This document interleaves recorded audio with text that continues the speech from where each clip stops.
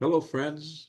This is the trusty old Tibetan bowl, which makes a beautiful harmonic resonance to begin our little podcast.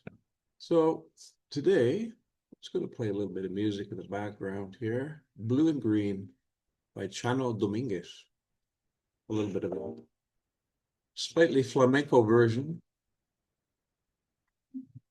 And I don't have a guest today. Neither is this going to be a blog, although there is some information below the video. And I'd just like to give you a little bit of a heads up, a preview, a sneak preview. It's not that sneaky, actually, but nonetheless, give you a little bit of a perspective on a few of the guests that I've invited to this Substack channel, the Korasomi Substack channel. And just to have a sense of what's in store for you. And now, there's 8 people, and I'm going to show you the pictures of them. I mention their names and just a tiny little bit about who they are, what they do, how they be.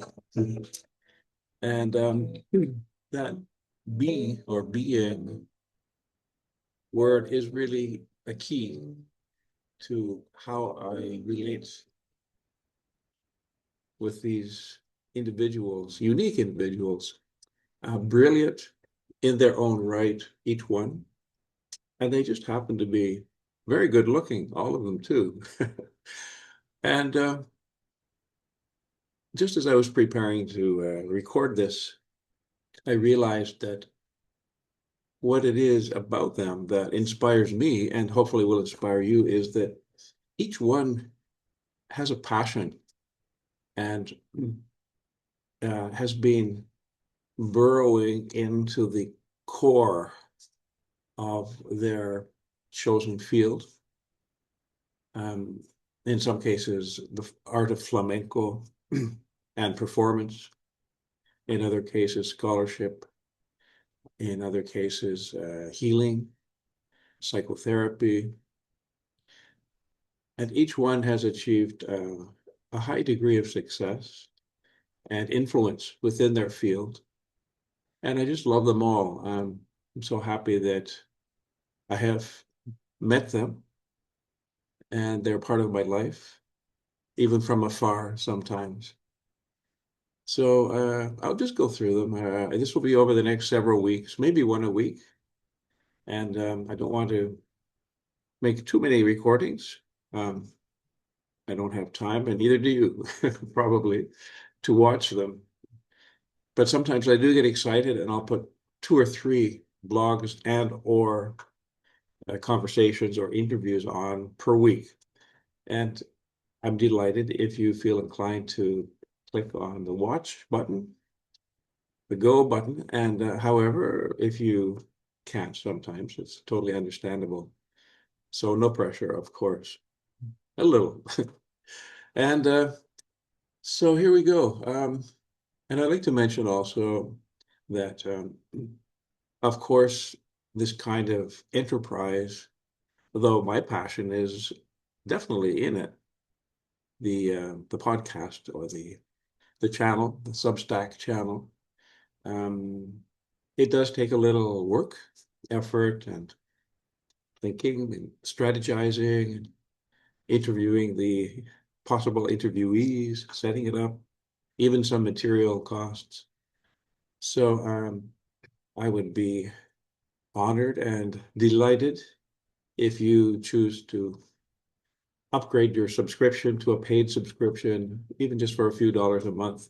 It would be a real encouragement for me and a reassurance that there are some folks out there who do appreciate the content and the spirit of what we're trying to do here. So it's very easy to click on a upgrade to paid subscription button somewhere on the page. And so thank you. And if you can't do that, you're most welcome to continue as a pre-subscriber. And Substack is really a beautiful channel, and it seems to be quite free of restrictions. And sometimes I have a guest who represents a certain philosophy or approach to social paradigms and even geopolitics. And we try not to get into partisan politics because that can be divisive. But nonetheless, it's important to be able to have a forum, a container, a safe space where ideas can be exchanged, not debates, not arguments, but a sharing and a learning, really, because it's through dialogue, authentic dialogue, as I like to call it, that we can actually evolve. And sometimes when we hear the thoughts and the feelings of someone that's different from us, that has a different perspective or comes from a very different background, if we can just have our heart open and our mind open and listen, be curious, that we learn something, and it helps the world come together a little bit, one little piece at a time, one conversation at a time. And in esoteric terms, this involves the throat chakra, which it goes from above the cheekbones down to the sternum, and includes all the vocal apparatus and the jaw and the tongue and the mouth. And, so this is an area, as a healer and a student of esoteric teachings and astrology, as well as esoteric astrology, that is really important in my work, is the authentic voice. That not only being able to discover our true sounding voice, the physical sound of our voice, the vibration, the resonance, the frequency, but also once attaining a more natural, authentic sounding voice, then with that enhanced instrument, being able to go to the next step, which is expressing our truth, voicing our psychological truth, you might say.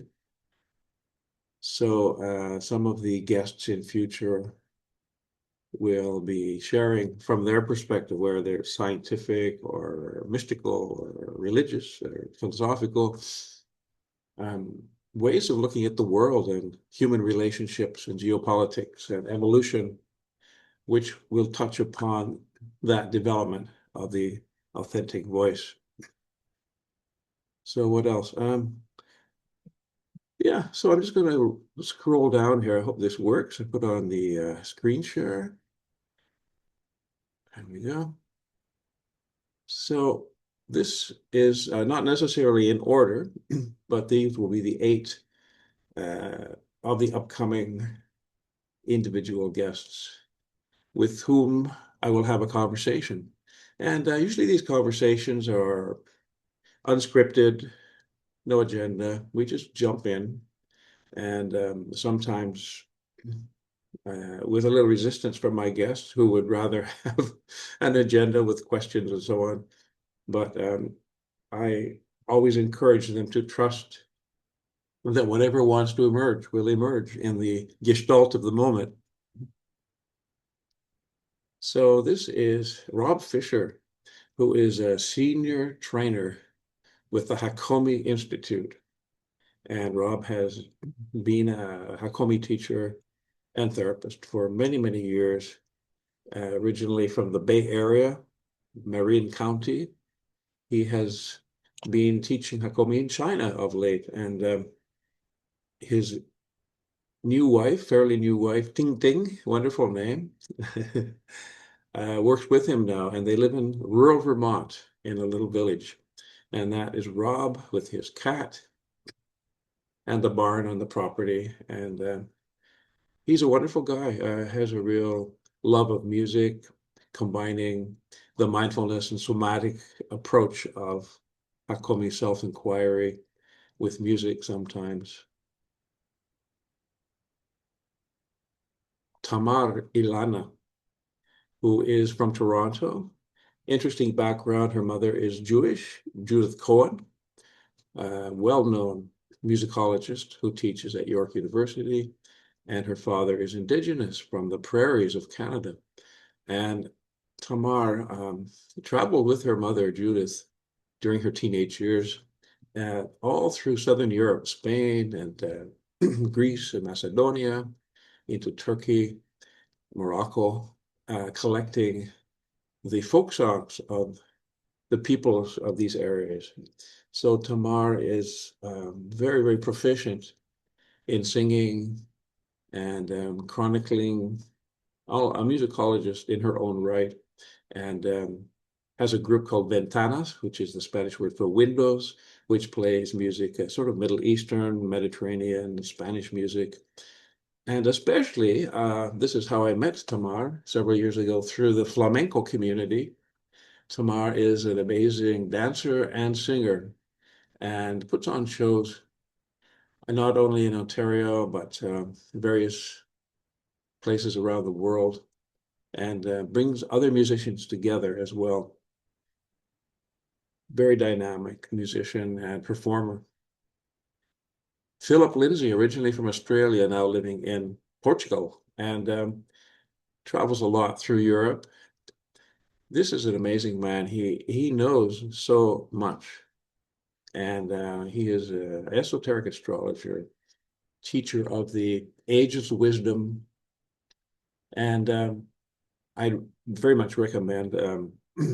It's a book, but also there's a YouTube video. It's called Hidden History of Humanity. HHH is a good way to remember it. And I think it's about 2 hours, at least, maybe 3 hours long, but it's amazing. It goes back millions of years to the early races on the planet and the evolution of of consciousness. And so Philip has been here once before, and we didn't go too deep into the esoteric aspects and the astrological of the seven rays, which is a whole science in itself. But this time we're going to go a little deeper. So looking forward to that. Kim Macedo, originally from India, lives in Burlington, Ontario, but Kim spends a lot of her time in Jerez de la Frontera,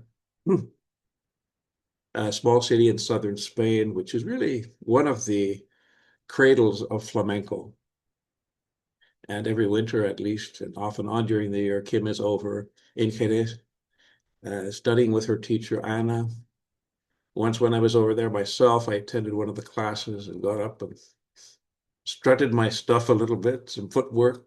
But Kim is really not just studying the techniques of the art form, but she immerses herself in the culture of flamenco because it's a way of life. It's not just lyrics and footwork and choreography. It's a way of life. It's a culture. And the gypsies, or los gitanos, as they say in Spain, the Roma people, have been the custodians of the art form for quite a while. And there's a special connection between this people and flamenco, although like jazz, it's a syncretic form of music. It brings in Arabic scale, Jewish Sephardic music, Spanish folk music, and even strains from India, and brings it together in such a wonderful way. And flamenco, like jazz, has really gone around the world. And we find flamenco performers in schools in Japan and Israel and Argentina and Mexico, and even in Toronto and smaller places like Kitchener and Victoria, BC. So Kim is sort of the real McCoy. Todd Lawson, very wise man who is a professor emeritus with the University of Toronto in deep Islamic studies. He lives in Montreal, and there's so much Islamophobia in the world today. People don't, there's ignorance, prejudice, that it's really wonderful to be able to read what Todd writes and listen to what he has to say in his gentle voice about the mystical aspects of Islam, Sufism as well, specifically Shia Islam. And he's become an expert, a world expert, and has written dozens of papers. So Todd will visit us as well. Used to be a drummer, I believe. This is Deborah Levine, who again is a person who is very focused on her art form, which is psychotherapy, and very well qualified. We can go into all of that, of course, when she visits the Substack channel. And once Deborah told me, this was during the COVID era, um, I asked her how many clients she saw in a week, and I won't repeat the number, but it was a big number. I was flabbergasted. I said, why? How can you do that? Well, she said, because I can, and I love it. So she is a very soulful person, very intelligent, great sense of humor, and helps a lot of people through her psychotherapy practice in Toronto. Originally from New York City, but has lived in Toronto for quite a while. And the last two are Raja Huri and Jeffrey Wilkinson. Now, I've had each of them separately on a conversation not that long ago, and they have agreed to come together the next time. So it will be three of us. And Raja is from Lebanon. His background is Palestinian refugees, lives in Toronto. And Jeffrey is an American Jew who lives in Guelph, Ontario, and is a musician as well. We talk a little bit about music. And they have written a book together. They became friends first and would spend lots of time just meeting for coffee or a beverage of some kind and chatting, getting to know each other, developing a warm friendship. And they've written a book called The Wall Between, What Palestinians and Jews Do Not Want to Know About Each Other. So a wonderful title. And it's really a breath of fresh air. They're very interested in contributing through their words, spoken or written, to the understanding between these two ethnic groups, which are really cousins, brothers, Semitic peoples, Arabs and Jews, understanding, dialogue, and of course, hopefully a peace process that will emerge to bring about a much more harmonious situation in the Middle East. So that's about it for now. There will be others, and then occasionally interspersed among the conversations and authentic dialogues will be the occasional blog. I just want to write about something, and then what else? Um, I may have even a guest kind of facilitator from time to time. We might do a little workshop, a mini workshop. I have lots of techniques and tools and tips for healthy living using the voice with sound and the chakras and mindfulness, guided visualization. And we're really going through a hell of a time on this planet. It's quite uh, difficult, to say the least, very challenging, painful, when we see the what could be leading up to a third world war. Give me a break. Didn't we learn? uh, Genocide. Again, didn't we learn? Never again. Um, and seemingly more and more disorganization and hopelessness and helplessness and manipulation and fake news. It's really hard for people to trust the source of truth or even truthiness, Stephen Colbert says. So all of these situations, and the climate, of course, changing more and more rapidly, economic threats, threats to democracy, violence. So a lot of people are scared, grieving, angry, and it's a situation in which hatred and prejudice can fester and strike out easily, given the right circumstances. So it's a good time for us to be alert and be educated and informed and keep the conversation flowing. listening, learning, and expressing, having a safe place to express our feelings and our ideas. So hopefully this little Substack channel can provide a container, a public forum where people can be inspired, be educated, entertained even, but also feel free to not only click on the like button, but contribute a comment, an idea, a question, and maybe we can develop a little bit of a group consciousness or a community feeling, at least in a mild sense. So it's not just me, not just my guests, the interviewees, but all of us. We have that sacred triangle, mystical triangle of the the interviewer, the interviewee, the host, the guest, and the audience. So you're welcome. Come on in, stay as long as you want, and you all come back now. That's what they said when I was down in North Carolina. You all come back now. They really do say that, and they mean it. So that's it for now, folks. We'll see you at the next recording, and be well, be happy, and healthy and holy. Even a little bit holy never hurts. Okay.